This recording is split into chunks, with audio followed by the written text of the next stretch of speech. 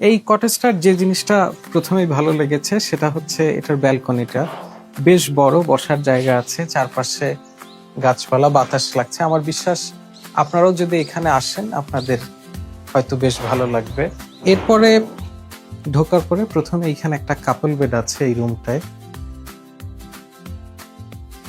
Sitting arrangement আছে, এখানে work station আছে, টিভি আছে এবং স্ন্যাক্স, টি, ফ্রুটস অনেক কিছুই দেওয়া আছে।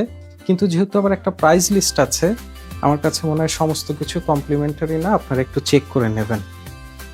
এইখানে ক্যাবিনেট আছে, ক্যাবিনেটের মাঝখানে হেয়ার ড্রায়ার থেকে শুরু করে জায়নামাজ অনেক কিছুই দেওয়া আছে। ইন্টেরিয়রটা সিম্পল কিন্তু সুন্দর। আর রিসোর্টটা যেহেতু নতুন, এখন পর্যন্ত সমস্ত ফার্নিচারই বেশ ক্লিন, এটাও আমার কাছে ভালো লেগেছে। ওয়াশরুমটা বেশ বড়, ফিক্সারগুলো মডার্ন এবং প্রয়োজনীয় সকল অ্যামিনিটিসই এখানে প্রোভাইড করা আছে। এই পাশে আর একটা রুম আছে, খুব সম্ভবত কিডসদের জন্য।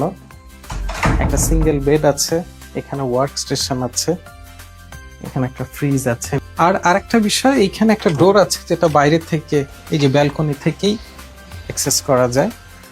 সো চাইলে আপনারা এই দুটো রুমকে আলাদাভাবেও ব্যবহার করতে পারবেন। সবকিছু মিলে ওভারঅল কটেজটা আমার কাছে বেশ ভালোই লেগেছে।